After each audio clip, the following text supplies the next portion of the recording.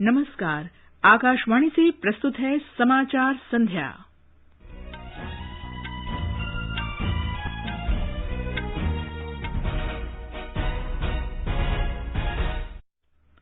केंद्रीय मंत्री रामविलास पासवान का पार्थिव शरीर पटना ले जाया गया। अंतिम संस्कार कल।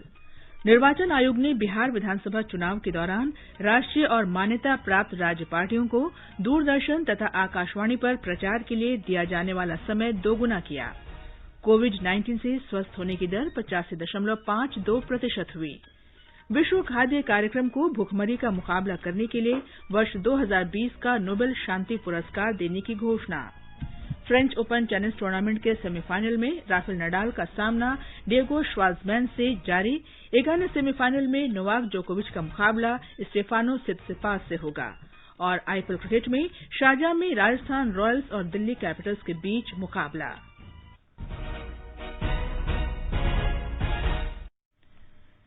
समाचार संध्या में नवीन सक्सेना के साथ मैं कनकलता। कोविड-19 महामारी के खिलाफ देश एकजुट होकर लड़ रहा है। आप भी हमारे साथ सुरक्षा और बचाव के 3 आसान एहतियाती उपायों का संकल्प लें। मास्क पहनें, 2 गज की दूरी है जरूरी, सुरक्षित दूरी बनाए रखें, हाथ और मुंह साफ रखें। अब समाचार विस्तार से। लोक जनशक्ति पार्टी के नेता रामविलास पासवान के पार्थिव शरीर को पटना ले जाया गया, जहां इसे अंतिम दर्शनों के लिए पार्टी कार्यालय में रखा जाएगा। उनका अंतिम संस्कार कल राजकीय सम्मान के साथ पटना में किया जाएगा। श्री पासवान का कल नई दिल्ली के अस्पताल में निधन हो गया। वे 74 वर्ष के थे। गृह मंत्रालय ने घोषणा की है कि दिवंगत नेता के सम्मान में आज दिल्ली और राज्यों तथा केंद्र शासित प्रदेशों की राजधानी में राष्ट्रीय ध्वज आधे झुके रहेंगे। अंतिम संस्कार के दिन संस्कार स्थल पर राष्ट्रीय ध्वज आधा झुका रहेगा। इससे पहले आज राष्ट्रपति रामनाथ कोविंद, उपराष्ट्रपति एम वेंकैया नायडू और प्रधानमंत्री नरेंद्र मोदी ने केंद्रीय मंत्री रामविलास पासवान को श्रद्धांजलि दी। राष्ट्रपति दिवंगत नेता को श्रद्धांजलि अर्पित करने आज सुबह उनके आवास पर गए। प्रधानमंत्री मोदी ने भी श्री पासवान के निवास जाकर उनके परिजनों से मुलाकात की। केंद्रीय मंत्री राजनाथ सिंह, अमित शाह, रविशंकर प्रसाद, प्रकाश जावड़ेकर, डॉ हर्षवर्धन और भाजपा अध्यक्ष जगत प्रकाश नड्डा तथा अन्य वरिष्ठ नेताओं ने भी श्री पासवान के निवास पर उन्हें श्रद्धांजलि दी। कांग्रेस नेता राहुल गांधी तथा मार्क्सवादी कम्युनिस्ट पार्टी के डी राजा, एनसीपी प्रमुख शरद पवार और अन्य वरिष्ठ नेताओं ने भी दिवंगत नेता के निवास पर उन्हें श्रद्धांजलि दी। केंद्रीय मंत्रिमंडल ने उपभोक्ता कार्य, खाद्य और सार्वजनिक वितरण मंत्री रामविलास पासवान के निधन पर शोक व्यक्त किया है। मंत्रिमंडल की बैठक के दौरान दिवंगत नेता की स्मृति में 2 मिनट का मौन रखा गया। बैठक में पारित प्रस्ताव में मंत्रिमंडल ने कहा कि श्री पासवान के निधन से राष्ट्र ने प्रमुख नेता, विशिष्ट सांसद और सक्षम प्रशासक खो दिया है। केंद्रीय मंत्री पीयूष गोयल को रामविलास पासवान के निधन के बाद उपभोक्ता मामले, खाद्य और सार्वजनिक वितरण मंत्रालय का अतिरिक्त प्रभार दिया गया है। राष्ट्रपति रामनाथ कोविंद ने श्री गोयल को उनके मौजूदा विभागों के अलावा इस मंत्रालय का प्रभार सौंपे जाने का आदेश दिया है। निर्वाचन आयोग ने बिहार में विधानसभा चुनाव के दौरान राष्ट्रीय पार्टियों और मान्यता प्राप्त राज्य पार्टियों के आकाशवाणी और दूरदर्शन पर प्रसारण के लिए निर्धारित समय को बढ़ाकर दोगुना करने का फैसला किया है। आयोग ने कहा है कि उसने कोविड-19 महामारी के प्रकोप और लोगों के एक दूसरे के निकट संपर्क में आए बिना प्रचार की आवश्यकता को ध्यान में रखते हुए प्रसार भारती के साथ परामर्श के बाद ये फैसला किया। ये सुविधा बिहार में आकाशवाणी और दूरदर्शन के केंद्रों के माध्यम से उपलब्ध कराई जाएगी और राज्य के भीतर सभी केंद्र इसे रिले करेंगे। प्रत्येक राष्ट्रीय पार्टी और राज्य की प्रत्येक मान्यता प्राप्त पार्टी को 90 मिनट का बुनियादी प्रसारण समय दिया जाएगा। किसी पार्टी को आवंटित किया जाने वाला अतिरिक्त समय बिहार में 2015 में हुए विधानसभा चुनाव में उनके चुनावी कार्य निष्पादन के आधार पर तय किया गया है। पार्टी को प्रसारण के लिए एक सत्र में 30 मिनट से अधिक समय आवंटित नहीं किया जाएगा। आकाशवाणी और दूरदर्शन पर चुनावी प्रसारण नामांकन पत्र भरने की आखिरी तारीख से लेकर मतदान की आखिरी तारीख से 2 दिन पहले तक किया जा सकेगा। निर्वाचन आयोग ने आकाशवाणी और दूरदर्शन पर प्रसारण के लिए जो दिशा निर्देश तय किए हैं, उनका कड़ाई से पालन किया जाएगा। पार्टियों को प्रसारण की रिकॉर्डिंग और उसकी लिखित ट्रांसक्रिप्ट प्रसारण से पहले देनी होगी। बिहार में 71 निर्वाचन क्षेत्रों में विधानसभा चुनाव के पहले चरण के लिए भरे गए नामांकन पत्रों की आज जांच की जा रही है। इस चरण में कुल 1357 उम्मीदवारों ने पर्चे भरे हैं। गया जिले के टिकारी निर्वाचन क्षेत्र में 11 उम्मीदवारों ने नामांकन पत्र भरे हैं। इस निर्वाचन क्षेत्र में नामांकन दाखिल करने का ये सबसे बड़ी संख्या है। पहले चरण के लिए 12 अक्टूबर तक नाम वापस लिए जा सकते हैं। मतदान 28 अक्टूबर को होगा। बड़ी संख्या में उम्मीदवारों के कारण कई निर्वाचन क्षेत्रों में नामांकन पत्रों की संख्या में वृद्धि देखी गई है। एक रिपोर्ट। पहले चरण में 28 निर्वाचन क्षेत्र ऐसे हैं जहां हर क्षेत्र में 20 से अधिक प्रत्याशियों ने नामजदगी के पर्चे दाखिल किए हैं। अपने दलों से असंतुष्ट होकर बड़ी संख्या में बागी उम्मीदवारों ने अधिकृत उम्मीदवारों के खिलाफ जाकर नामांकन किया है। सभी प्रमुख दलों को ऐसे बागी उम्मीदवारों की चुनौती का सामना करना पड़ रहा है। राष्ट्रीय लोक समता पार्टी, लोक जनशक्ति पार्टी, बहुजन समाज पार्टी और पूर्व सांसद पप्पू यादव के नेतृत्व वाले जन अधिकार पार्टी ने कई बागी उम्मीदवारों को टिकट दिए हैं। इधर रालोसपा और बसपा ने अपने गठबंधन का विस्तार करते हुए AIMIM और पूर्व केंद्रीय मंत्री देवेंद्र प्रसाद यादव की पार्टी समाजवादी जनता दल को भी अपने गठजोड़ में शामिल कर लिया है। धर्मेंद्र कुमार राय, आकाशवाणी समाचार, पटना।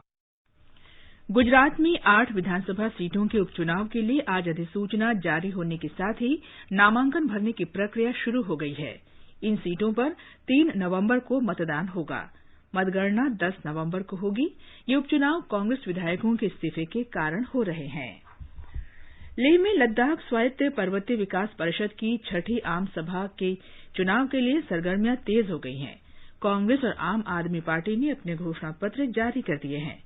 क्योचोड़ और फ्यांग में चुनाव प्रचार के दौरान केंद्रीय अल्पसंख्यक मामलों के मंत्री मुख्तार अब्बास नकवी ने कहा है कि लद्दाख को केंद्र शासित प्रदेश का दर्जा दिए जाने के बाद क्षेत्र में विकास तेजी से हो रहा है। उन्होंने कहा कि कई केंद्रीय अधिनियमों का लाभ भी इस क्षेत्र के लोगों तक पहुंच रहा है। लद्दाख के लोगों की सुरक्षा को लेकर वरिष्ठ भाजपा नेता ने कहा, यहाँ के लोगों के अधिकार, यहाँ के लोगों के कल्चरल सांस्कृतिक सुरक्षा, जमीन की सुरक्षा, रोजगार की सुरक्षा और सभी तरह की सुरक्षा कॉन्स्टिट्यूशनल गारंटी दी गई है और जितनी थी उससे 10 गुना ज्यादा दी गई है। ये समाचार आकाशवाणी से प्रसारित किए जा रहे हैं। ताजा समाचार जानने के लिए आप हमारे Twitter handle @AIR News Hindi को फॉलो कर सकते हैं।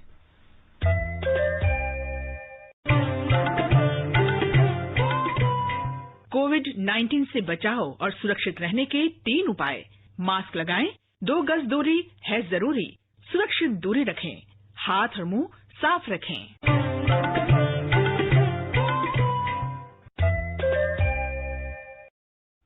ये आकाशवाणी है। देश में कोविड-19 से स्वस्थ होने की दर 85.52% हो गई है। पिछले 24 घंटों के दौरान करीब 78,000 रोगी इस संक्रमण से ठीक हो गए हैं।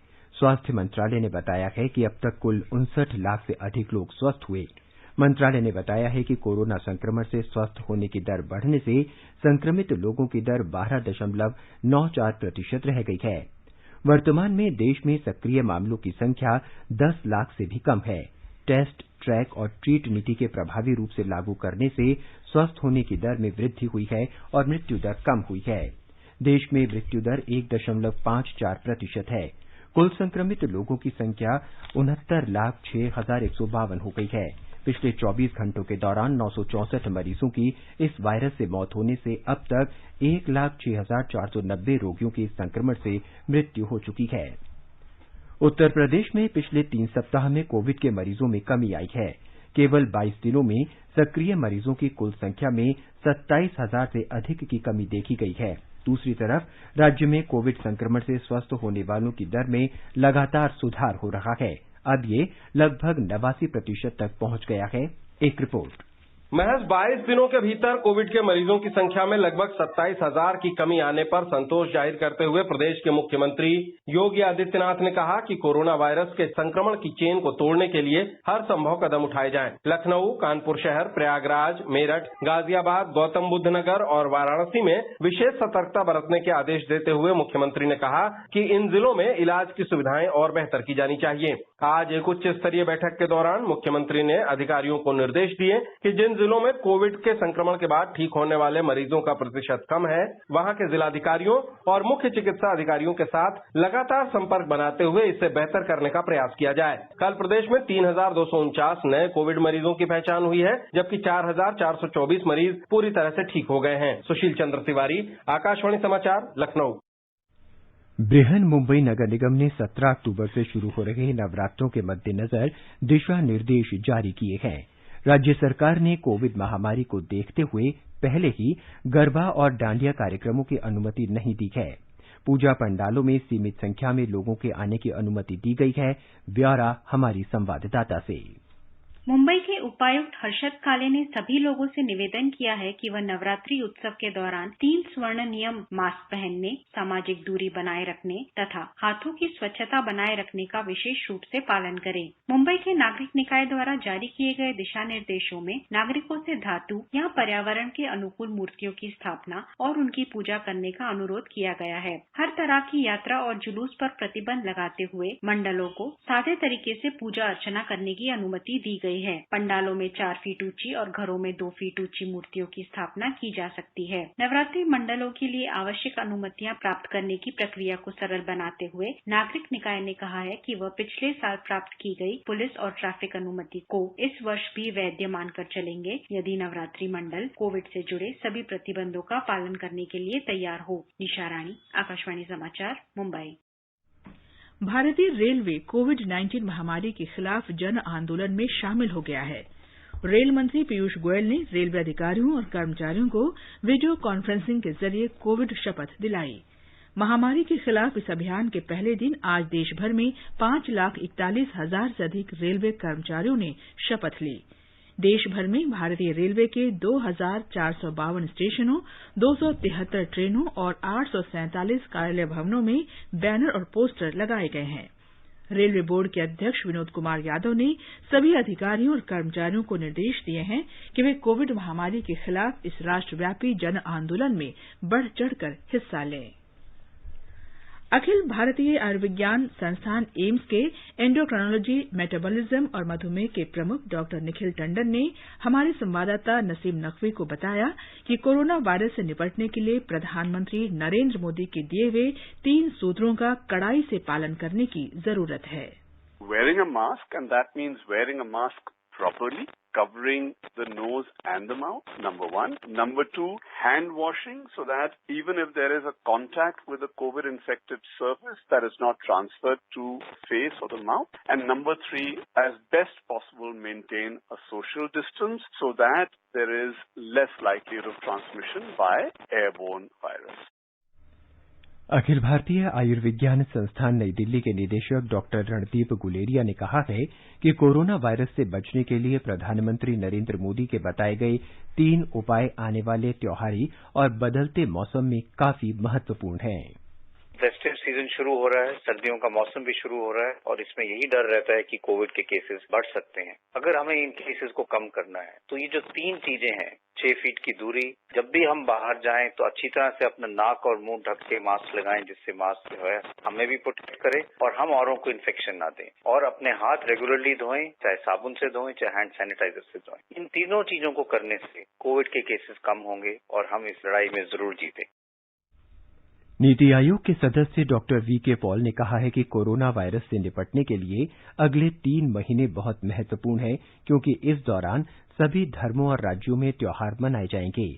आकाशवाणी से बातचीत में डॉक्टर पॉल ने कहा कि प्रधानमंत्री नरेंद्र मोदी द्वारा दिए गए 3 सूत्र ही स्वयं को सुरक्षित रखने का एकमात्र तरीका है। देश में कोरोना का प्रभाव अभी भी बना हुआ है और आने वाले महीनों में, त्योहारों के महीनों में कोरोना का प्रभाव और भी बढ़ सकता है। माननीय प्रधानमंत्री जी ने कोरोना से बचने के लिए जन आंदोलन का आह्वान किया है और उसमें 3 बिंदु है। हमने मास्क पहनना है और उस मास्क को सही तरीके से पहनना है कि उससे नाक और मुंह दोनों ही अच्छी तरह से कवर किए हुए हों। दूसरा बिंदु है कि हम जब एक और दूसरे के पास हैं तो 6 फुट की दूरी को बनाए रखें। वायरस को एक से दूसरे से दूर जाना मुश्किल हो जाता है जब हम दूरी बनाते हैं। और तीसरा बिंदु है कि अपने हम हाथ को बार बार धोएं, इसको साफ रखें, सैनिटाइजर से साफ रखें या साबुन से पानी से धो के रखें, तो इससे वायरस का प्रकोप कम होगा। नेपाल में कोविड-19 से संक्रमित लोगों की संख्या 1 लाख से अधिक हो गई है। स्वास्थ्य और जनसंख्या मंत्रालय के प्रवक्ता के अनुसार पिछले 24 घंटों में 2059 नए मामले आने के साथ ही कोविड संक्रमितों की कुल संख्या 1,06,76 हो गई है। काठमांडू कोविड-19 संक्रमण का हॉटस्पॉट बन गया है और यहां 1,409 नए मामलों की पुष्टि हुई है। स्वास्थ्य और जनसंख्या मंत्रालय ने सार्वजनिक रूप से कोविड-19 के फैलाव को रोकने के लिए एहतियाती उपाय अपनाने को कहा है। आगे बढ़ने से पहले मुख्य समाचारों पर एक नजर। केंद्रीय मंत्री रामविलास पासवान का पार्थिव शरीर पटना ले जाया गया, अंतिम संस्कार कल। निर्वाचन आयोग ने बिहार विधानसभा चुनाव के दौरान राष्ट्रीय और मान्यता प्राप्त राज्य पार्टियों को दूरदर्शन तथा आकाशवाणी पर प्रचार के लिए दिया जाने वाला समय दोगुना किया। कोविड-19 से स्वस्थ होने की दर 85.52% हुई। विश्व खाद्य कार्यक्रम को भुखमरी का मुकाबला करने के लिए वर्ष 2020 का नोबेल शांति पुरस्कार देने की घोषणा की गई। फ्रेंच ओपन टेनिस टूर्नामेंट के सेमीफाइनल में राफेल नडाल का मुकाबला डियोगो श्वार्ट्जमैन से जारी। एक अन्य सेमीफाइनल में नोवाक जोकोविच का मुकाबला स्टेफानोस सितसिपास से होगा। और आईपीएल क्रिकेट में शारजाह में राजस्थान रॉयल्स और दिल्ली कैपिटल्स के बीच मुकाबला। भारतीय रिजर्व बैंक ने प्रमुख ब्याज दरों को बरकरार रखा है। रिजर्व बैंक ने आज मुंबई में अपनी द्विमासिक मौद्रिक नीति की घोषणा की। रिवर्स रेपो दर पहले की तरह 3.35% और रेपो दर 4% पर बरकरार रहेगी। रिजर्व बैंक के गवर्नर शक्तिकांत दास ने आज ये घोषणा की। The MPC evaluated the domestic and global macroeconomic financial conditions and voted unanimously to leave the policy repo rate unchanged at 4%. The MPC also decided to continue with the accommodative stance of monetary policy as long as necessary. The marginal standing facility rate and the bank rate remain unchanged at 4.2%. The reverse repo rate stands unchanged at 3.35%. मौद्रिक नीति समिति ने कम से कम चालू वित्त वर्ष और अगले वर्ष तक आवश्यकतानुसार यथास्थिति बनाए रखने का फैसला किया है, क्योंकि भारतीय अर्थव्यवस्था कोविड महामारी से लड़ाई के निर्णायक दौर में प्रवेश कर रही है। शक्तिकांत दास ने बड़ी घोषणा करते हुए कहा कि दिसंबर 2020 से आरटीजीएस के जरिए पैसे के अंतरण की सुविधा रात दिन उपलब्ध कराई जाएगी। भारतीय रिजर्व बैंक ने निर्यातकों को राहत देने के लिए स्वचालित तंत्र आधारित सतर्कता सूची को स्थगित करने का फैसला किया है। भारतीय रिजर्व बैंक के गवर्नर शक्तिकांत दास ने आज वर्चुअल संवाददाता सम्मेलन को संबोधित करते हुए कहा कि इस फैसले से विदेशी खरीदारों के साथ वार्ता की शर्तों को तय करने में मदद मिलेगी। उन्होंने कहा कि कोविड आपदा के कारण निर्यातकों का हित प्रभावित हुआ है, जिसे देखते हुए ये फैसला किया गया है। सरकार ने आज कहा कि देश के विभिन्न राज्यों में इस साल धान की 48% अधिक खरीद की जा चुकी है। कृषि मंत्रालय ने कहा कि पिछले साल 17,70,000 टन धान खरीदा गया था, जबकि इस साल अब तक 26 लाख टन से अधिक की खरीद हो चुकी है। मंत्रालय के अनुसार पंजाब में चालू खरीफ मौसम में कल तक 16 लाख टन धान खरीदा जा चुका था, जो पिछले साल के मुकाबले 1,76,000 टन अधिक है। अब तक हुई यह खरीद पिछले साल की तुलना में 900% से भी अधिक है। रक्षा अनुसंधान और विकास संगठन डीआरडीओ ने आज स्वदेश में विकसित एंटी रेडिएशन मिसाइल रुद्रम का सफल परीक्षण किया। ओडिशा तट के पास व्हीलर द्वीप पर स्थित रेडिएशन निशाने पर इस मिसाइल ने अचूक निशाना लगाया। मिसाइल को SU-30 MK-1 लड़ाकू विमान से प्रक्षेपित किया गया। स्वदेशी क्षमता से भारतीय वायुसेना के लिए विकसित की जा रही रुद्रम मिसाइल विभिन्न दूरियों और अलग अलग परिस्थितियों में कार्य कर सकेगी। इसमें INS GPS नेविगेशन प्रणाली लगाई गई है। राष्ट्रीय अन्वेषण अभिकरण NIA ने 2008 के भीमा कोरेगांव हिंसा मामले में कथित भागीदारी के आरोप में सामाजिक आंदोलनकारी गौतम नवलखा और फादर स्टैन स्वामी सहित 8 लोगों के खिलाफ आरोप पत्र दायर किया है। आरोप पत्र में जिन अन्य लोगों के नाम शामिल हैं वे हैं हैनी बाबू, आनंद तेल तुमडे, ज्योति जगपत, सागर गोरखे और रमेश गईचोर। इस मामले में अब तक 16 लोगों को गिरफ्तार किया जा चुका है। एनआईए ने सैन स्वामी को सीपीआई माओवादी की गतिविधियों में शामिल बताया है। मद्रास उच्च न्यायालय ने तमिलनाडु में 2,650 करोड़ रुपए मूल्य की निविदाओं को नियमों के उल्लंघन की वजह से रद्द कर दिया है। राज्य के ग्रामीण विकास विभाग ने राज्य में ग्रामीण सड़कों के विकास के लिए निविदाएं जारी की थीं। इस कार्यक्रम के लिए 14वें वित्त आयोग की सिफारिशों के अनुसार केंद्र सरकार धन उपलब्ध करा रही थी। इन निविदाओं के खिलाफ कई याचिकाएं दायर की गई थीं, जिनमें कहा गया था कि निविदाएं जारी करने से पहले ग्राम पंचायतों से मंजूरी मिलना जरूरी था। दोनों पक्षों को सुनने के बाद उच्च न्यायालय ने व्यवस्था दी कि ग्राम पंचायतों को दरकिनार करके राज्य सरकार द्वारा सड़क निर्माण के लिए सीधे निविदाएं जारी किया जाना निर्धारित प्रक्रिया के खिलाफ है। ये समाचार हमारी वेबसाइट newsonair.com/hindi और हमारे mobile app news on AIR पर भी उपलब्ध हैं।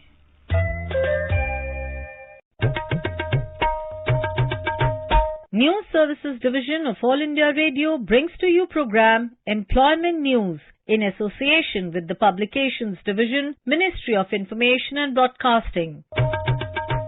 An effective platform for information on job vacancies, training programs, admission notices, results and career advice with experts. Every day at 4:20 p.m. on FM Gold and other frequencies and on our YouTube channel AIR News Official.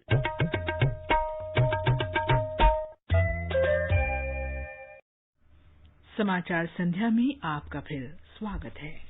विश्व खाद्य कार्यक्रम को वर्ष 2020 का Nobel शांति पुरस्कार देने की घोषणा की गई है।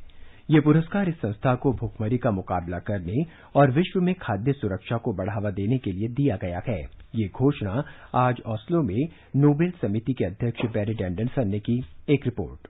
विश्व खाद्य कार्यक्रम को यह पुरस्कार संघर्ष प्रभावित क्षेत्रों में शांति स्थापित करने के साथ साथ युद्ध के हथियार के रूप में भूख के इस्तेमाल को रोकने की दिशा में सराहनीय कार्य के लिए दिया गया है। यह दुनिया का सबसे बड़ा मानवीय संगठन है जो भूखमरी मिटाने की दिशा में काम कर रहा है और खाद्य सुरक्षा को बढ़ावा देता है। 2019 में विश्व खाद्य कार्यक्रम के तहत 88 देशों में 97 मिलियन लोगों को सहायता प्रदान की गई। इसके अलावा यह हर साल 15 बिलियन से अधिक राशन वितरित करता है। दीपेंद्र कुमार, आकाशवाणी समाचार, दिल्ली।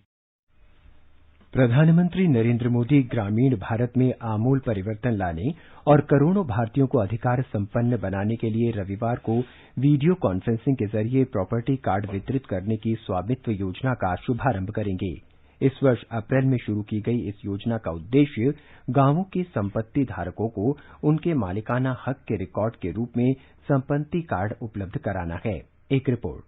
देश भर में 4 साल में चरणबद्ध तरीके से इसे लागू किया जा रहा है और करीब 6,62,000 गांवों को इसके दायरे में लाया जाएगा। स्वामित्व योजना पर अमल से करीब 1 लाख संपत्ति धारक अपने मोबाइल पर प्राप्त हुए एसएमएस लिंक के जरिए संपत्ति कार्ड डाउनलोड कर सकेंगे। इसके बाद संबंधित राज्य सरकारें भी छपा हुआ संपत्ति कार्ड लोगों को वितरित करेंगी। इस योजना के इस चरण के लाभार्थी देश के 6 राज्यों के 763 गांवों से हैं। इनमें उत्तर प्रदेश के 346, हरियाणा के 221, महाराष्ट्र के 100, मध्य प्रदेश के 44, उत्तराखंड के 50 और कर्नाटक के 2 गांव शामिल हैं। संपत्ति कार्ड मिल जाने पर ये लोग इनका उपयोग वित्तीय संपत्ति के रूप में ऋण लेने और अन्य आर्थिक फायदे उठाने के लिए कर सकेंगे। देश में पहली बार गांवों के लाखों संपत्ति धारकों को टेक्नोलॉजी के माध्यम से इस तरह की सुविधा इतने बड़े पैमाने पर उपलब्ध कराई जा रही है। प्रधानमंत्री इस कार्यक्रम के दौरान कुछ लाभार्थियों से वीडियो कॉन्फ्रेंसिंग के जरिए बातचीत भी करेंगे। समाचार कक्ष से दीपिका शर्मा। सूचना और प्रसारण मंत्रालय ने एक परामर्श जारी कर निजी टेलीविजन चैनलों को केबल टेलीविजन नेटवर्क विनियम अधिनियम 1995 के अंतर्गत प्रोग्राम कोड का पालन करने की सलाह दी है और इसके तहत किसी भी कार्यक्रम में झूठ, संकेतात्मक भाषा, आधा अधूरा सच, अश्लील और अपमानजनक सामग्री नहीं प्रसारित की जानी चाहिए। कार्यक्रम में किसी भी व्यक्ति या समूह और उनके सामाजिक, सार्वजनिक और नैतिक जीवन की आलोचना, दुर्भावना या बदनामी नहीं होनी चाहिए। विदेश मंत्री एस जयशंकर ने अफगान शांति वार्ताकार अब्दुल्ला अब्दुल्ला को आश्वासन दिया है कि भारत अफगानिस्तान में शांति, समृद्धि और स्थिरता के लिए प्रतिबद्ध है। एक ट्वीट में विदेश मंत्री ने कहा कि बैठक के दौरान द्विपक्षीय सहयोग और क्षेत्रीय मुद्दों पर चर्चा हुई। श्री जयशंकर ने हाल के घटनाक्रम पर अफगानिस्तान के शांति वार्ताकार के दृष्टिकोण का भी स्वागत किया। डॉक्टर अब्दुल्ला ने एक ट्वीट में कहा कि उन्होंने अफगान शांति प्रक्रिया, द्विपक्षीय संबंधों और क्षेत्रीय समर्थन पर एक दूसरे से विचार साझा किए। महाराष्ट्र सरकार ने इस रविवार को होने वाली महाराष्ट्र लोक सेवा आयोग एमपीएससी की परीक्षा स्थगित कर दी है। तीसरी बार यह परीक्षा स्थगित की गई है। महाराष्ट्र के मुख्यमंत्री उद्धव ठाकरे ने कहा है कि परीक्षार्थियों को तैयारी के लिए अधिक समय की आवश्यकता को ध्यान में रखते हुए ये फैसला किया गया है। नई तिथियों की घोषणा जल्द की जाएगी। ओडिशा पहली बार राज्य के उच्च शिक्षण संस्थानों में विभिन्न मास्टर डिग्री पाठ्यक्रमों में प्रवेश के लिए संयुक्त परीक्षा आयोजित करेगा। 12 से 22 अक्टूबर तक होने वाली ये प्रवेश परीक्षा राज्य के 26 केंद्रों पर आयोजित की जाएगी। लेह में केंद्रीय रिजर्व पुलिस बल सीआरपीएफ श्रीनगर सेक्टर की महानिरीक्षक श्रीमती चारू सिन्हा ने सीआरपीएफ कर्मियों के लिए आज पूर्व निर्मित झोपड़ियों का उद्घाटन किया है। केंद्र शासित प्रदेश लद्दाख क्षेत्र में आगामी सर्दियों के मद्देनजर 100 सीआरपीएफ कार्मिकों के लिए 11 अस्थायी मकानों की सुविधाएं मिल सकेंगी। प्रधानमंत्री नरेंद्र मोदी ने भाई तारू सिंह की 300वीं जयंती पर उन्हें श्रद्धांजलि दी है। ट्विटर पर श्री मोदी ने कहा कि भाई तारू सिंह का नाम हमेशा साहस और निडरता के पर्याय के रूप में याद रखा जाएगा। फ्रेंच ओपन टेनिस टूर्नामेंट में पुरुष सिंगल्स सेमीफाइनल में इस समय स्पेन के राफेल नाडाल का सामना अर्जेंटीना के डिएगो शॉर्ट्समैन से हो रहा है। ताजा समाचार मिलने तक नाडाल ने शुरुआती 2 सेट जीतकर बढ़त बना ली है। दूसरे सेमीफाइनल में अब से कुछ देर बाद सर्बिया के नोवाक जोकोविच का सामना ग्रीस के स्टेफानोस सित्सिपास से होगा। महिला सिंगल्स के फाइनल में कोलंबिया की सोफिया केनिन का सामना पोलैंड की इगा स्वितेक से होगा। आईपीएल क्रिकेट में शारजा में दिल्ली कैपिटल्स ने राजस्थान रॉयल्स के साथ ताजा समाचार मिलने तक 10 ओवर में 4 विकेट पर 87 रन बना लिए थे। इससे पहले राजस्थान ने टॉस जीतकर गेंदबाजी का फैसला किया। राजस्थान ने अब तक 5 मैच खेले हैं, जिनमें से 2 मुकाबलों में उसने जीत दर्ज की है। दिल्ली ने अब तक 5 मैच खेले हैं, जिनमें से 4 में टीम जीतने में सफल रही है। दिल्ली अंक तालिका में दूसरे स्थान पर है, जबकि राजस्थान 7वें पायदान पर है। प्रधानमंत्री ने आज भारतीय विदेश सेवा आईएफएस के स्थापना दिवस पर आईएफएस के सभी अधिकारियों को बधाई दी है। उन्होंने कहा कि राष्ट्र सेवा और अंतर्राष्ट्रीय स्तर पर राष्ट्रीय हितों को आगे बढ़ाने में आईएफएस अधिकारियों का योगदान सराहनीय है। भारतीय डाक विभाग ने आज विश्व डाक दिवस के अवसर पर राष्ट्रीय डाक सप्ताह मनाने की शुरूआत की। संचार मंत्रालय ने कहा है कि विश्व डाक दिवस का उद्देश्य लोगों के रोजमर्रा के जीवन में डाक क्षेत्र की भूमिका और सामाजिक तथा आर्थिक विकास में इसके योगदान पर जागरूकता पैदा करना है। और अब एक नजर कल के मौसम के पूर्वानुमान पर। राजधानी दिल्ली में आमतौर पर आसमान साफ रहेगा। न्यूनतम तापमान 19 डिग्री और अधिकतम 35 डिग्री सेल्सियस रहने की संभावना है। मुंबई और चेन्नई में आसमान में बादल छाए रहेंगे और हल्की बारिश हो सकती है। कोलकाता में गरज के साथ हल्की बारिश की संभावना है। केंद्र शासित प्रदेश जम्मू कश्मीर के जम्मू में न्यूनतम तापमान 19 डिग्री और अधिकतम तापमान 34 डिग्री सेल्सियस रहेगा। शहर में आमतौर पर आसमान साफ रहेगा। श्रीनगर में आसमान साफ रहने की संभावना है। तापमान 5 से 27 डिग्री सेल्सियस के बीच रहेगा। लद्दाख में आमतौर पर आसमान साफ रहेगा। न्यूनतम तापमान 0 से 1 डिग्री कम और अधिकतम 21 डिग्री सेल्सियस रहेगा। गिलगित में आंशिक रूप से बादल छाए रहेंगे। तापमान 9 से 29 डिग्री सेल्सियस के बीच रहेगा। मुजफ्फराबाद में आसमान साफ रहने की उम्मीद है। न्यूनतम तापमान 13 डिग्री और अधिकतम तापमान 34 डिग्री सेल्सियस के आसपास रहेगा। पटना में आंशिक रूप से बादल छाए रहेंगे। गुवाहाटी में सामान्य तौर पर हल्की बारिश के साथ बादल छाए रहेंगे। समाचार कक्ष से आनंद श्रीवास्तव। अंत में मुख्य समाचार एक बार फिर।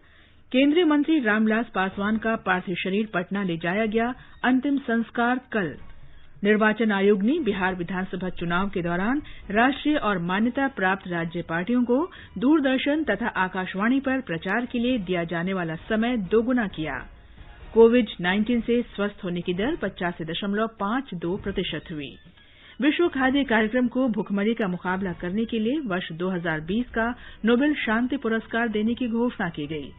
फ्रेंच ओपन टेनिस टूर्नामेंट के सेमीफाइनल में राफेल नडाल का मुकाबला डिएगो श्वार्ट्जमैन से जारी। एक अन्य सेमीफाइनल में नोवाक जोकोविच का मुकाबला स्टेफानो सित्सिपास से होगा। और आईपीएल क्रिकेट में शारजाह में राजस्थान रॉयल्स और दिल्ली कैपिटल्स के बीच मुकाबला। इसके साथ ही समाचार संध्या का ये अंक समाप्त हुआ। नमस्कार।